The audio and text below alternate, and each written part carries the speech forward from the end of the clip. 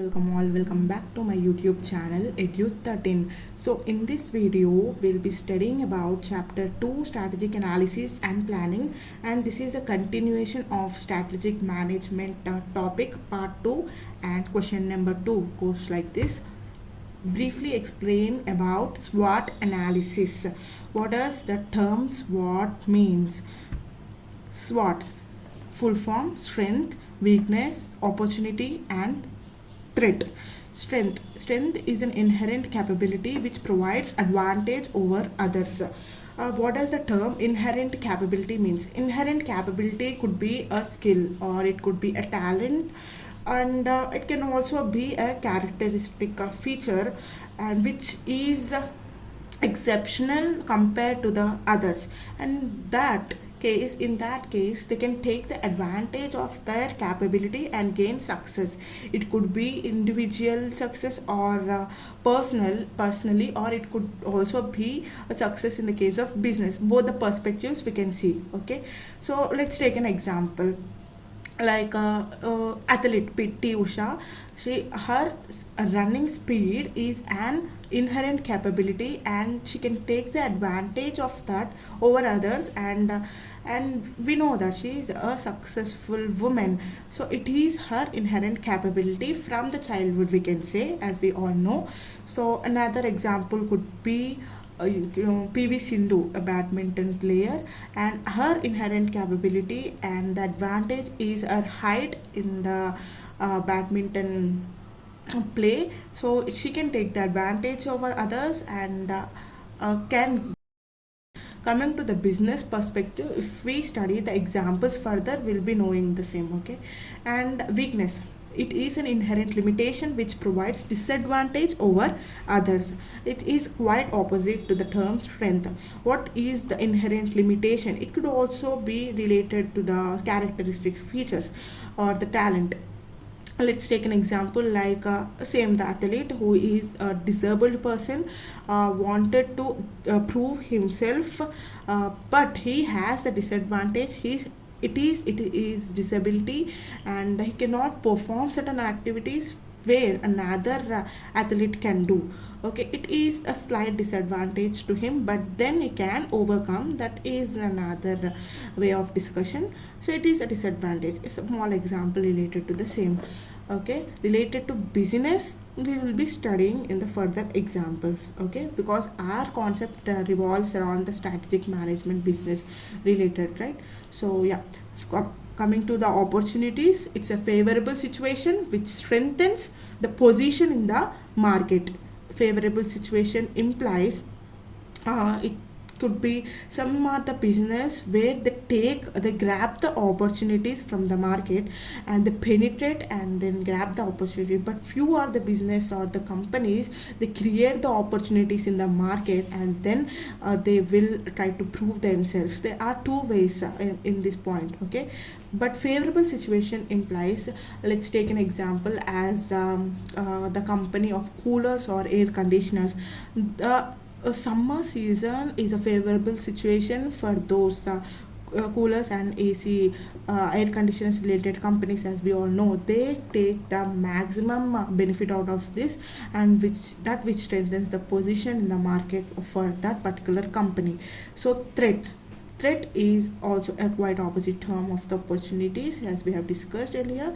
It's an unfavorable situation which weakens the position in the market. Threat is an unfavorable situation. It could be a political instability, or political preference, or related to any political example I wanted to give. So if any activity or any field of the business affecting directly with the political agenda, then it could be really a threat for that business activity. Okay, so let's go to the examples. So these are the examples of strength and weakness and opportunities and threat. I'll just shout out what are the strength examples, and I want to say that if these are the points, or these are the bullet points. If you see in the business, then your business would be in a great position and it could run for a long term or long time. Okay, the or another way around, if these are the points, the strength points are possibly found in the business, or if you try to inculcate it, then it could be only profits. Okay, more of profits in the business. So financially very sound, that means the capital structure of the company should be very good enough for a long run in the company or the business. Then could be a strength to the business. Okay, good products and product mix, availability of all the products should be readily present in the business, and full capacity utilization. This term implies maximum benefit you can avail with the minimum cost. Okay, and good infrastructure, incentives from the state government can also be availed and utilized, which could also be said as a strength to the business. And not all business units get this benefit of incentives from state government, but again, it depends on those activities which they are carrying on. And technologically rich and with expertise implies the back end support, technical support should also be there. And weakness, what does the term weakness? High debt burden. Yes, what does that mean? High debt burden. Even though your firm or your business is not in a, going in a losses term, even it is making profit, but it does not show any impact, or it cannot go further if the business has this debt burden. Okay, you will not be able to continue the business for a long term if there is a burden of debt. It is a mere weakness of the activities. Okay, then the poor product mix can be the another example. Underutilization of the capacity. Let's say business xyz has the purchases of more purchases in the month, but the sales turnover is less compared to the purchases, and the rest of the stock is being remained in the business itself. Then it clearly says that it is an underutilization of capacity, right?